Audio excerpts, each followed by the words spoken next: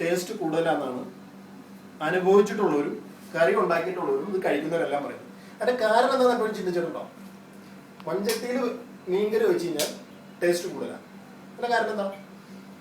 മൺചട്ടി ഉണ്ടാക്കിയിരിക്കുന്ന എന്താ? മണ്ണിൽ നിന്നാണല്ലേ. മണ്ണിലുള്ള എന്താണ്? സിലിക്കേറ്റ്സ്. ഈ മണ്ണിൽ ഉള്ള ഈ സിലിക്കേറ്റ്സ് ഈ മീൻ വെക്കുമ്പോൾ മീനിലുള്ള കെമിക്കൽ എന്താ പറയുക? ഒമേഗ 3 ധാരാളം അടങ്ങിയിട്ടുള്ളതാണ് മീൻ. ഇതിൽ തന്നെ ചാള, അയല, ചാളയ്ക്ക് വേറെ പേരുണ്ട് മത്തി, പിന്നെ ഒട്ടനവധി തരം മീനുകൾ നമുക്ക് കിട്ടുന്നുണ്ട്. അതിൽ ഇന്ന് നമ്മൾ വയ്ക്കാൻ പോകുന്ന നെയ്മീനാണ്. ഗൾഫിൽ ഇതിന് ഐക്കൂറ എന്ന് പറയും, നെയ്മീൻ എന്ന് പറയും. അപ്പൊ ഇന്ന് നമ്മൾ വയ്ക്കാൻ പോകുന്ന കുട്ടനാടൻ നെയ്മീൻ കറിയാണ്. കുട്ടനാടൻ നെയ്മീനിലുള്ള ഒമേഗ 3യും ഈ മൺചട്ടിയിലുള്ള സിലിക്കേറ്റ്സും തമ്മിൽ ചെറിയൊരു രാസപ്രവർത്തനം നടക്കുന്നുണ്ട്. ഒമേഗ സിലിക്കേറ്റ്സ് അതാണ് ഈ മൺചട്ടിയിൽ വെക്കുന്ന മീൻകറിക്ക് ഇത്ര ടേസ്റ്റ് കിട്ടാനുള്ള കാര്യം. അപ്പൊ നമുക്ക് ഇന്ന് ഇത് വെക്കാൻ വേണ്ട കാര്യങ്ങൾ എന്നൊക്കെ പറഞ്ഞാൽ ഇതാ, നമുക്ക് വെള്ളുള്ളി, ഇഞ്ചി, ചെറുനാരങ്ങ. ഇവിടുത്തെ ചെറുനാരങ്ങ വലുതാട്ടോ, ഇത്തിരി വലുതാ. പിന്നെ കുടംപുളി, തക്കാളി, പിന്നെ 3 ചേരുവകൾ സമാസമം എടുത്ത് കൂട്ടി യോജിപ്പിച്ച്, അതായത് മല്ലിപ്പൊടി, മുളക് പൊടി, മഞ്ഞൾപ്പൊടി. ഇത് നമ്മൾ എളുപ്പത്തിന് വേണ്ടി 3ഉം കൂട്ടി യോജിപ്പിച്ച് വെച്ചിരിക്കുകയാണ്. പിന്നെ നന്നായി മുറിച്ച് ഹൊറിസോണ്ടലായിട്ട് കട്ട് ചെയ്തെടുത്ത നെയ്മീൻ. ഈ മീൻ കട്ട് ചെയ്യുമ്പോൾ ഹൊറിസോണ്ടലായിട്ട് കട്ട് ചെയ്തതിനൊരു ഗുണമുണ്ട്. ഇതിന്റെ ഈ നേരെ പോകുന്ന വേനുകളൊക്കെ കട്ടായി അതിന്റെ ബ്ലഡ് എല്ലാം നന്നായിട്ട് വാർന്നു പോകാൻ ഇങ്ങനെ ഹൊറിസോണ്ടലായിട്ട് കട്ട് ചെയ്താൽ വളരെ ഉപകാരപ്പെടും. അപ്പൊ അത് മീൻ കറിക്ക് ടേസ്റ്റ് കൂടാനും ഇടയാവും. നമുക്ക് ആദ്യം വേണ്ട, നമ്മൾ ഈ വെള്ളുള്ളിയും ഇഞ്ചിയും എണ്ണ ചൂടാക്കി അതിൽ കടുക് പൊട്ടിച്ച് അതിലേക്ക് വെള്ളുള്ളിയും ഇഞ്ചിയും ഇട്ട് ചെറുതായി ചെറിയ ചൂടിൽ വഴറ്റിയെടുക്കുകയാണ് ആദ്യം.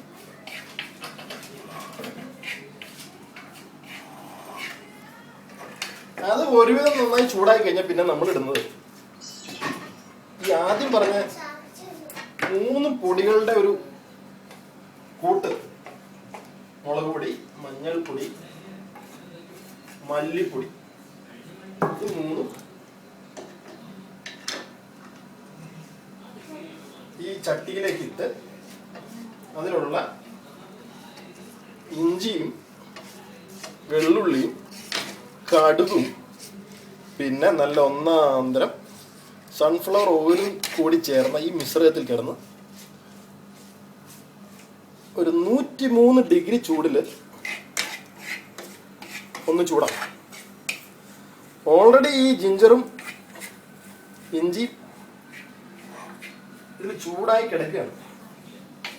അതിലേക്കാണ് എരുതിയിലേക്ക് ഈ എണ്ണ ഒഴിച്ചു എന്ന് പറഞ്ഞ പോലെ നമ്മൾ ഈ 3 പൊടികളും കൂട്ടി യോജിപ്പിച്ച് ഇട്ടു.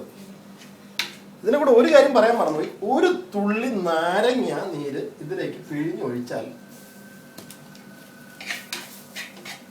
മീനിൽ നിന്നും ഉണ്ടാകാൻ സാധ്യതയുള്ള ആൽക്കലൈനിറ്റി ഉണ്ട്. അതായത് മീനുകൾ, എല്ലാ മീറ്റുകളിലും സാധാരണഗതിയിൽ ബേസ് ആണുള്ളത്, അതായത് ആൽക്കലൈൻ സാന്നിധ്യം ഉണ്ടാവും. അതിനെ ന്യൂട്രലൈസ് ചെയ്യാൻ വേണ്ടിയിട്ട് ഒരല്പം നാരങ്ങ നീരും പിന്നെ അതായത് ഇതുപോലെ തക്കാളി നന്നായി മുറിച്ച് വെച്ച് വിട്ടാൽ മീനിലുള്ള ആൽക്കലൈൻ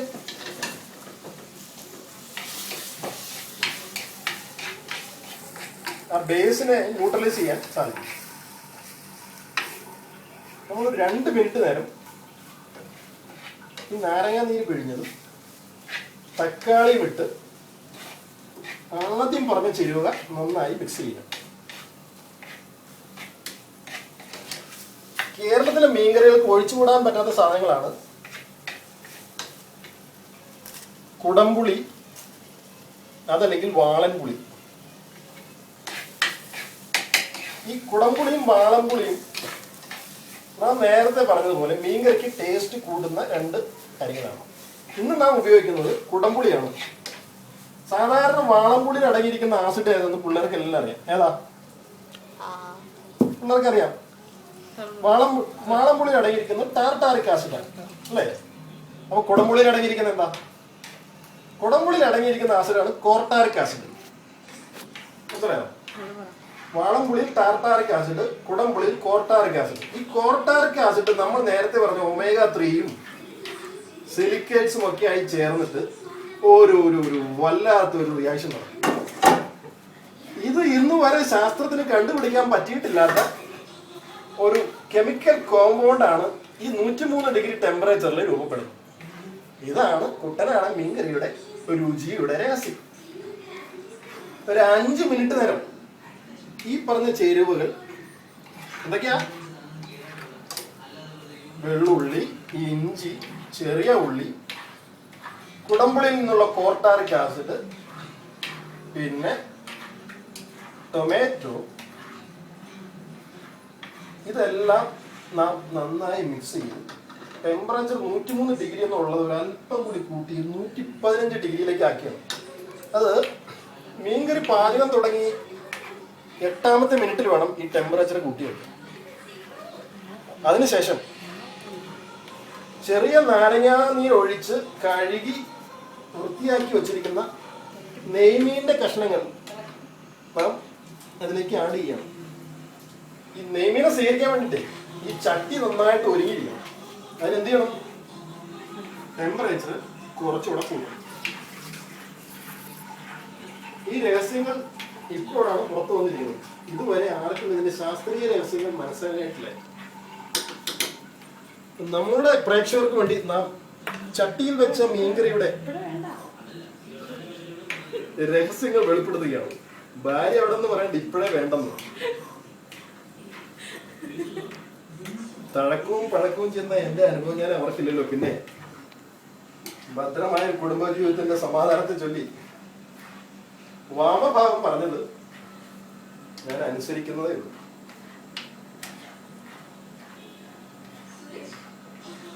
ഇപ്പോൾ ഇതിന് തിള വന്നു തുടങ്ങി. ഇങ്ങനെ തിളച്ചുകൊണ്ടിരിക്കുന്ന ഈ മിശ്രിതത്തിലേക്ക് നമ്മൾ ഒരല്പം ഉപ്പ്, ഇങ്ങനെ കല്ലുപ്പാണെങ്കിൽ വളരെ നല്ലത്. കല്ലുപ്പ് കിട്ടാത്തതുകൊണ്ട് പൊടി ഉപ്പായാലും സാരമില്ല. ഒരു കാര്യം പ്രത്യേകം ശ്രദ്ധിക്കേണ്ടത്,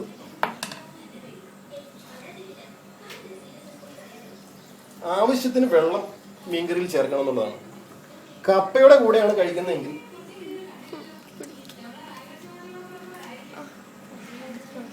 മീൻകറിക്ക്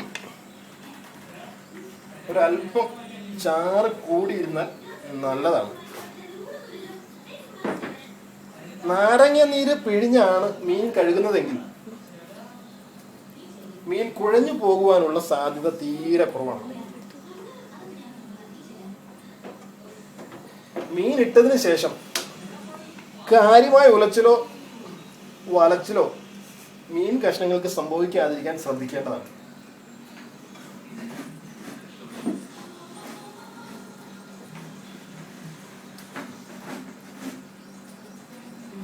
കപ്പയാണ് ഈ കുട്ടനാടൻ മീൻകറിക്ക് കൂടെ കഴിക്കാൻ ഏറ്റവും പറ്റിയ വിഭവം. അത് തന്നെ ഇപ്പോൾ നാട്ടിൽ കിട്ടുന്ന സിലോൺ കപ്പ എന്നറിയപ്പെടുന്ന കോൺട്രിത്താനോ ടോപ്പിയാക്കോ എന്ന ഇനമാണ് ഈ മീൻകറിയുടെ കൂടെ കഴിക്കാൻ ഏറ്റവും അനുയോജ്യമായ കൂട്ടു ചേരുവ. നമ്മുടെ കുട്ടനാടൻ മീൻകറി പാലക്കാട് നിന്നും ഉണ്ടാക്കിയ മീൻ ചട്ടിയിൽ കിടന്ന് ചൂടായിക്കൊണ്ടിരിക്കുകയാണ്.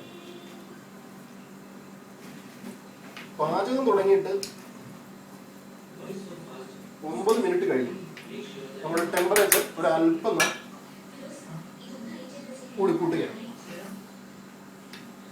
ഇനി ഒരു 10 മിനിറ്റ് ഈ ചൂടിൽ കിടന്ന് മീൻകറി വേവുകയാണ്. ഇതിന്റെ കൂടെ ഒരു നുള്ള് ജീരകം ഇട്ടാൽ